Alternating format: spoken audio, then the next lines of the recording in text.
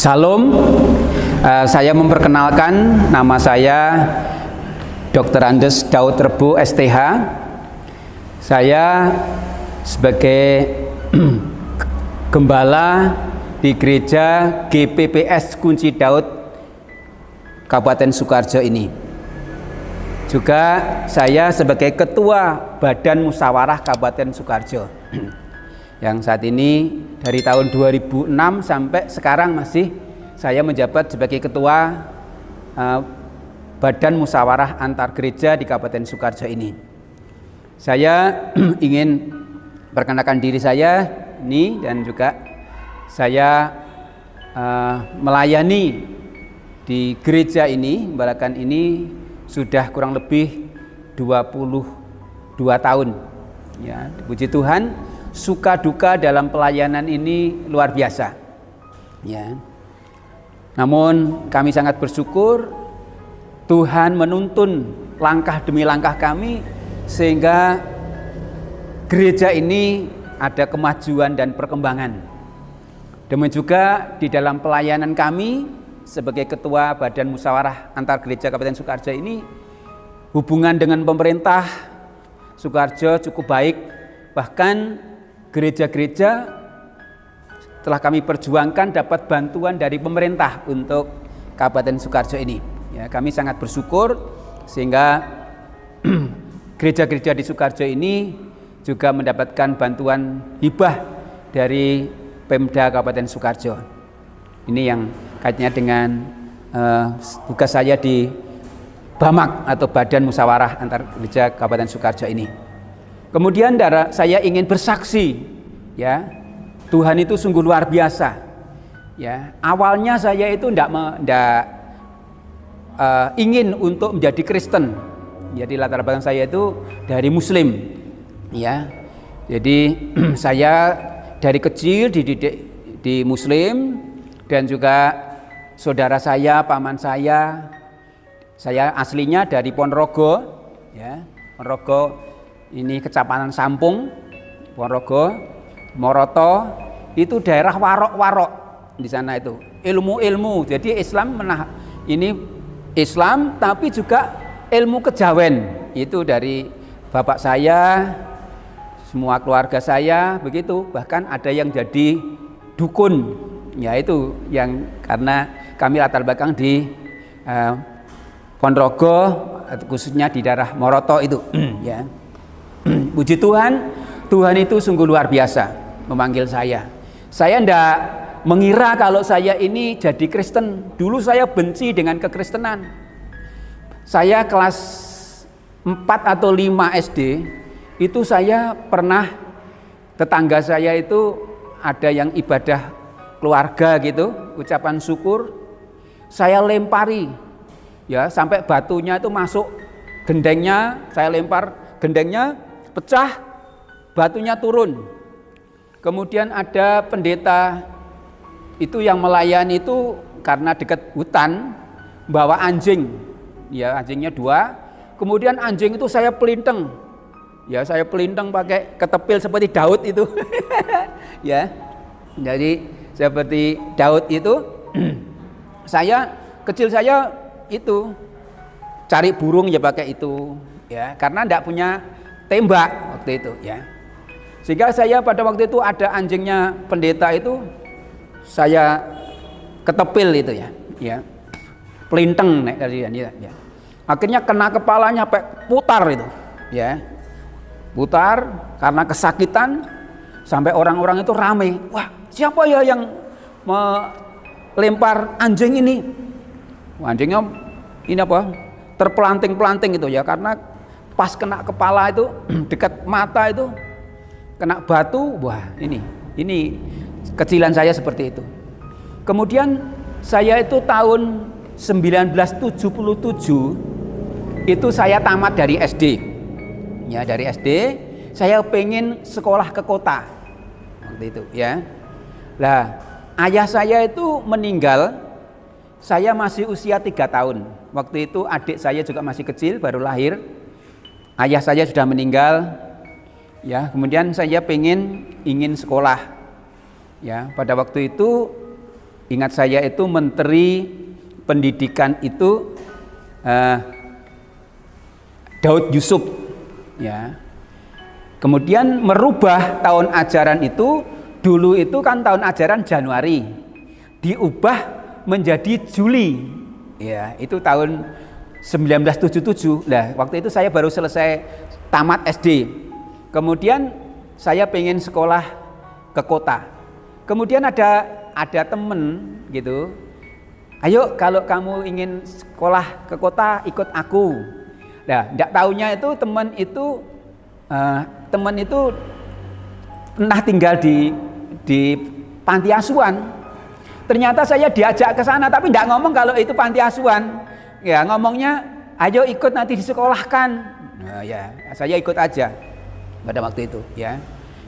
Itu panti asuhan namanya Panti Asuhan Pancaran Kasih. Tempatnya itu di Caruban Madiun, ya, Caruban Madiun, ya. Kemudian saya ke sana, tahun ajaran itu mundur, biasanya itu Januari, ya. Nah, biasanya Januari diundur Juli tahun ajaran barunya. Sehingga pada itu saya sekolah mendaftar mundur. Kemudian saya diambil anak angkat oleh Bapak Pendeta yang punya panti asuhan itu. Kemudian saya tinggal dengan beliau dalam rumahnya menjaga anak-anaknya. Dia punya anak 4, 3 laki-laki, yang 1 perempuan. Ya, itu pimpinan panti asuhan itu namanya Pak Pendeta Simon Petrus 2 BPA. Dari ceritanya, kesaksiannya, beliau itu dulunya pernah memimpin bajak laut. Jadi pemimpin bajak laut tapi bertobat. Ya, akhirnya bertobat jadi pendeta. Terus merintis yayasan panti asuhan namanya Pancaran Kasih itu. Saya di situ, saya diambil anak angkat. Kemudian saya tinggal dengan beliau, ya. Saya bekerja dengan beliau, ya, saya ikut terus bekerja, ya. Disuruh apa saja saya ikuti, ya. Dan puji Tuhan, pada waktu itu saya kecil itu tidak pernah jadi Kristen, dengan Kristen benci, tapi saya sekarang kok ikut dengan orang Kristen, gitu, ikut dengan orang Kristen. Nah, saya pada waktu itu pertama-tama tuh saya masih sembahyang, sholat, ya, seperti biasanya saya puasa, kemudian malam itu tahajud gitu, ya, seperti yang saya lakukan waktu masih muslim. Saya masih tapi ini Pak Pendeta saya itu dibiarkan aja. Lama-lama saya ini ikut sekolah minggu itu waktu itu, ya, sekolah minggu, tapi sudah agak besar saya. Ya, ikut itu. Terus saya sekolah di SMP. Nah, saya di SMP itu kelas 2 mau naik kelas 3. Ya, kelas 2 naik kelas 3 itu guru saya tahu bahwa saya itu latar belakang dari muslim.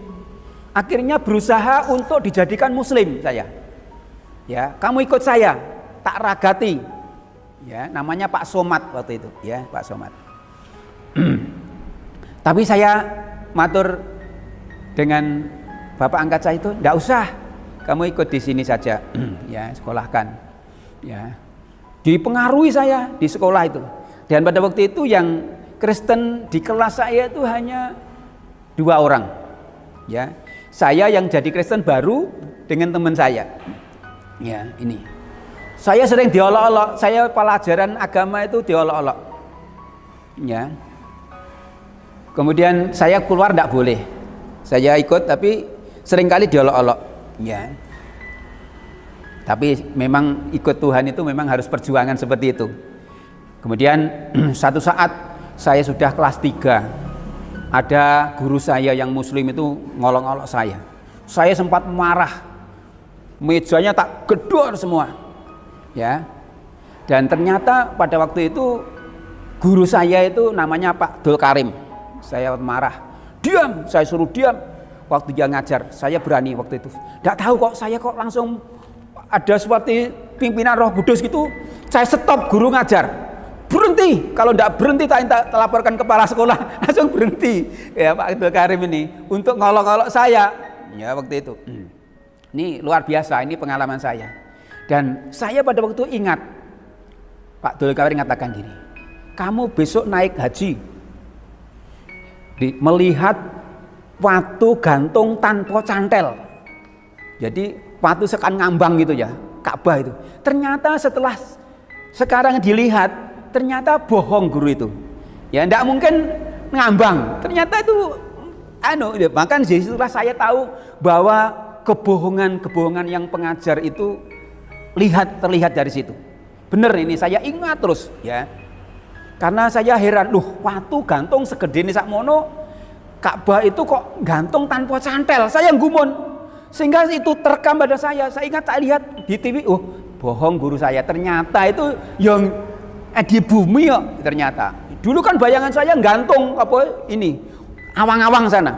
Ya, ini ya yang pernah saya terima dari guru saya. Kemudian pada waktu itu saya jadi orang Kristen, ya puji Tuhan, meskipun dipengaruhi saya, ya, tapi saya tetap kuat, ya puji Tuhan itu, ya. Kemudian saya dari SMP nerusnya sekolah ke STM waktu itu, ya.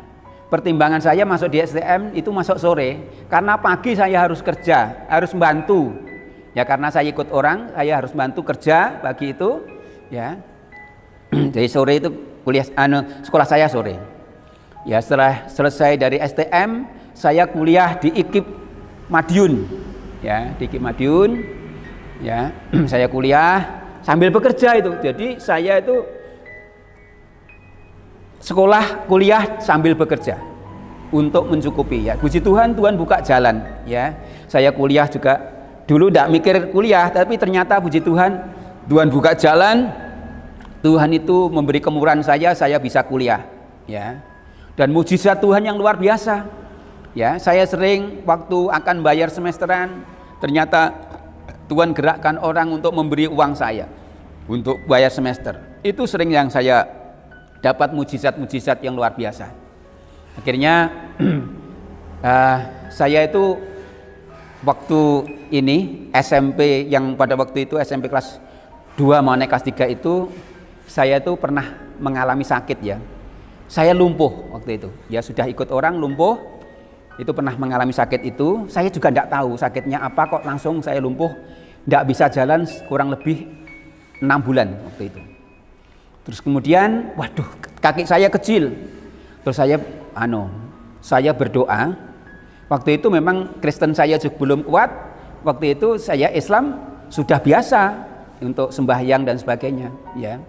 Kemudian saya puasa 3 hari 3 malam, ya.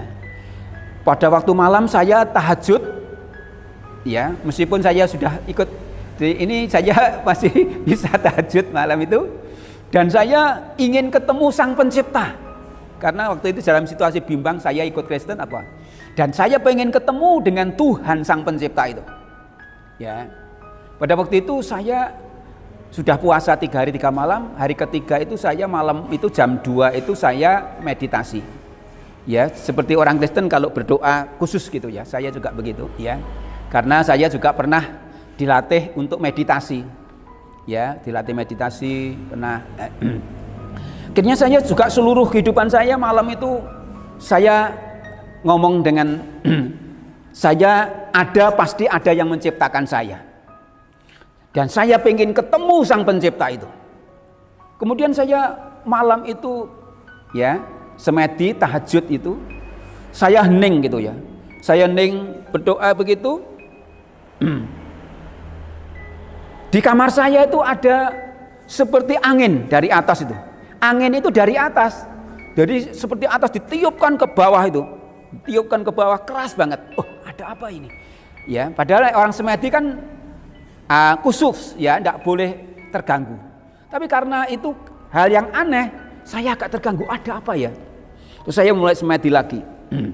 Dan itu angin tuh bertebaran di kamar saya itu keliling begitu. Saya berusaha menenangkan diri. Kemudian tidak lama itu ada petir, ya, petir. petir itu dari atas nyamber itu sampai saya ketakutan. Saya tutup telinga saya begini, tutup telinga saya itu, saya tenangkan gitu, saya tenangkan. Ada apa Tuhan? Kok ada keajaiban, saya tenang. Setelah tenang itu saya terangkat naik ke atas sana. Tahu-tahu itu saya ketemu dengan Gusti Allah orang Kristen, Yesus itu. Karena pada waktu itu saya pernah melihat tetangga saya itu yang Kristen punya kalender Kristen itu, yang gambarnya Tuhan Yesus pakai jubah itu, tangannya gini, marilah kepadaku semua yang letih lesu dan beban, aku akan memberikan kelegaan kepadamu. Matius 11 ayat 28 itu. Ya, itu di kalender itu. Duh, itu loh Gusti anak yang Kristen. Menungso kok disembah. Saya ngolok-ngolok waktu itu ya. Menungso disembah. Tapi luar biasa, saya pada waktu itu ketemu dengan Tuhan Yesus itu di sebuah taman. Dan taman itu indah. Lebih indah dari Taman Teletubbies. Ya, Taman Teletubbies kan bagus. Tapi lebih indah dari itu. Wah, luar biasa. Dan pada waktu itu saya di bawah, ya, Tuhan Yesus itu, saya ngertinya Tuhan Yesus itu karena dari kalender itu, ya. Kalau Gusti Yesus itu, Gusti wong Kristen itu, ya, di situ. Dan pada waktu saya lihat itu sama dengan kalender itu, gambar di kalender persis, ya. Saya sampai heran loh.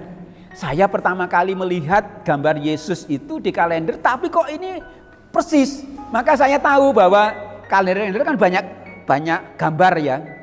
Ya, ada yang mancung, ada yang tidak, ada yang tua, tapi saya pada waktu itu tahu persis. Oh, Yesus yang saya temui begini itu. Kalender itu ada yang beda, ada yang hampir sama. Ya, itu yang pengalaman saya. Dan Tuhan katakan, kamu akan kupakai. Ya, saya dipegang sini, saya di bawah, kamu akan kupakai menjadi alatku. Ya. Tapi saya tidak ngerti apa yang menjadi dipakai itu. Dan pada waktu itu saya sakit kan. Saya bilang, saya batin ya, tapi belum ngomong. Aku sakit tuh.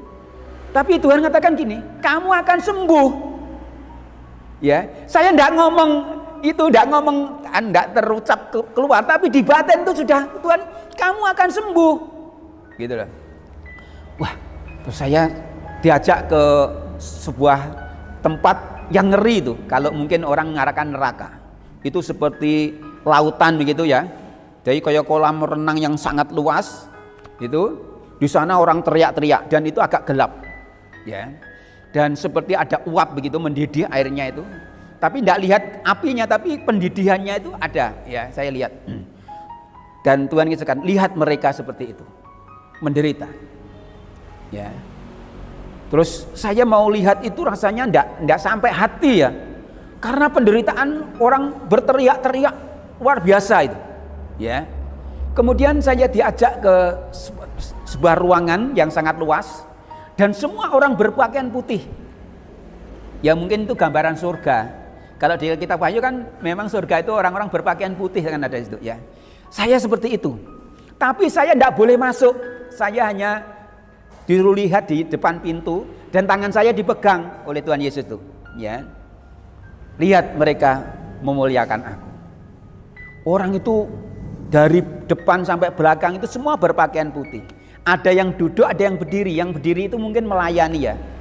Ya, jadi seperti melayani begitu, ya. Ada yang duduk, semua berpakaian putih. Nah, saya akan masuk tidak boleh sama Tuhan Yesus. Jangan. Ya, kamu lihat aja. Dan di sana tuh ada musik, ada pujian yang sangat luar biasa yang saya dengar itu. Saya pengen masuk tapi tidak boleh. Ya. Dan itu saya diajak lagi ke di situ di depan pintu gitu. Tuhan katakan gini, kamu akan kupakai. Ya. Jadi Tuhan itu bicara dengan saya 3 kali. Pertama tadi di taman tadi, kedua di ini ruangan yang di depan ruangan depan pintu itu, di ruangan di situ orang seberapa putih pakaiannya. Tuhan katakan kamu akan kupakai. Itu yang kedua. Kemudian pada waktu itu saya diajak lagi ke taman itu. Ya. Itu saya diajak ke taman itu. Kemudian Tuhan katakan, "Sekarang kamu turun. Kamu akan kupakai." ya, menjadi alatku. Aku tidak ngerti apa yang dimaksud dengan dipakai Tuhan menjadi alat Tuhan. Ya, itu ya, yang saya alami.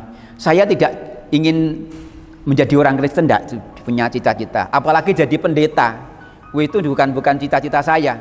Ya, saya dulu ditawari sama bapak angkat saya itu, kamu sudah ditemui Tuhan Yesus, kamu sekolah teologi ya? Enggak, Pak. Ya, saya pengen sekolah umum aja, pengen jadi guru. Ya, kata gitu.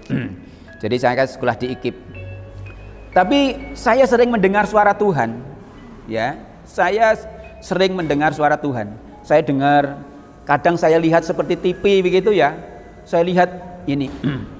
Itu yang Tuhan sering nyatakan kepada saya. Ya. Pada waktu itu Tuhan itu sungguh luar biasa, ya. Waktu saya sudah kuliah di Madiun itu, ya. Waktu Tuhan katakan saya sudah semester 8 ya, itu sudah hampir selesai. Tuhan katakan kamu harus melayani aku. Saya bingung pada waktu itu. Ya, saya cita-cita jadi pendeta. Tapi saya karena sering suara itu kepada saya bilang gini, Tuhan, saya ingin mujizat Tuhan terjadi dalam hidup saya. Akhirnya Tuhan mengujo dengan mujizat. Ya, saya pada waktu itu doakan orang-orang gila di jalan. Pada zaman nalo loto ya. Jadi edan nomor orang-orang. Tak doani orang gila di jalan itu langsung sembuh. Saya bingung. Loh, terus kemana ya orang sudah sembuh? Ya, pernah tak mandikan, tak pakai pakaian, tapi ditampung di mana? Aku bingung. Takkan suruh pulang. Ya. Jadi beberapa orang saya tangani, yang sejak rumahnya saya serahkan kepada keluarga. Ya. Itu saya cinta mula-mula saya Tuhan menyatakan kepada saya dengan mujizat itu. Sehingga saya pada waktu golek orang edan-edan di jalan. Padahal dulu saya takut dengan orang gila. Saya tidak takut, ya.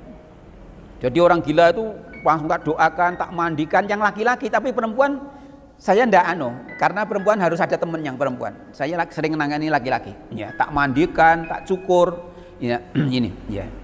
Jadi itu yang pernah saya alami. Tuhan itu sungguh luar biasa, ya, menyatakan saya minta mujizat ya diuji dengan mujizat. Ya, pernah satu saat itu saya makan tidak punya lauk. Tuhan, aku pengen lauk. Tahu-tahu di dapur saya itu ada lauk, siapa yang bawa tidak ngerti. Ini yang ini Tuhan nyatakan luar biasa. Ini dari mana saya tidak ngerti, tapi itu ada, sudah tak makan aja. Ini berkat Tuhan. Ya, sampai Tuhan menyatakan dengan banyak cara, ya, untuk saya supaya pengen bisa jadi hamba Tuhan. Saya dulu juga sudah ngajar di SMK Katolik di Caruban, di Madiun, ya, ngajar di SMK Katolik. Itu. Kemudian sambil melayani saya juga sudah, ya. Kemudian saya pernah sekolah di sekolah di SETAS, sekolah Alkitab, sekolah tinggi Alkitab Surabaya. Ya, di situ akhirnya saya selesai dari IKIP, saya sekolah lagi di sana, kemudian kembali ke pelayanan. Dan Tuhan itu menyatakan luar biasa. Pernah saya nangani orang disantet. Ya, Tuhan itu menyatakan ini loh yang nyantet orangnya. Tahu saya. Karena saya lihat seperti di TV. Jadi saya sama dengan lihat di TV, ya. Ya, dukunnya ini, ya, pada waktu itu dukunnya perempuan, tangannya potol-potol karena kena kusta. Dukunnya itu tambah potol-potol tangannya. Loh, kok gini? Tak cek, bener ternyata. Ya, dukun itu, ya. Itu yang pernah saya alami seperti itu. Kemudian saya doakan banyak orang, ya. Pernah ada orang gila sudah dipasung di daerah perbatasan Ngawi dengan Caruban. Namanya Dilan. Saya suruh lepas, langsung dilepas sembuh. Sampai orang-orang bingung. Loh, Pak, nanti gimana Dilan ngamuk, enggak warit? Enggak. Sudah sembuh. Ya. Akhirnya saya doakan sembuh Dilan itu, ya. Padahal sudah akan dibunuh karena ngamuan Dilan itu namanya. Ya. Dan puji Tuhan, Tuhan itu nyatakan dengan luar biasa. Saya pernah doakan juga orang lumpuh, ya, itu saya suruh jalan-jalan di Ponorogo. Lumpuh itu, saya suruh jalan-jalan.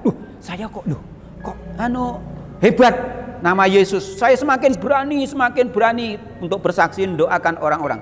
Ya, di daerah sini setelah saya di Sukarjo ini juga orang yang di toko Alfamart itu, sebelah Alfamart itu juga ada orang lumpuh. Saya doakan langsung saya jalan. Ya, langsung jalan sampai orang-orang bingung. Loh, nanti gimana Pak Daud jatuh? Enggak. Ya, dalam nama Yesus jalan. Itu mujizat Tuhan. Ya, jadi saya sangat bersyukur dalam pelayanan ini pun juga Tuhan menyertai dengan banyak mujizat ya. Saya mendoakan orang yang di sekitar sini, ada langganan besi saya namanya Pak Suyudi, itu juga komplikasi. Tak doani 3 kali mengalami mujizat. Ya, ada orang Katolik yang dekat sini juga ya stres ya. 3 tahun enggak bisa tidur. Saya doani akhirnya sembuh total. Ya. Dan ada orang yang Muslim juga ya, dirasuk roh jahat. Saya doakan insya Allah lepas roh jahat itu ya. Bahkan pernah ke tempat ini ya, orang Muslim yang pakai jilbab datang sakit ya, saya doakan dalam nama Yesus, orang itu pulang sudah sehat. Ini mujizat Tuhan luar biasa ya. Di sini yang dekat di Polres ini kan ada pegawai namanya Pak Bu Tri Supatmi ya, itu disantet karena rebutan warisan.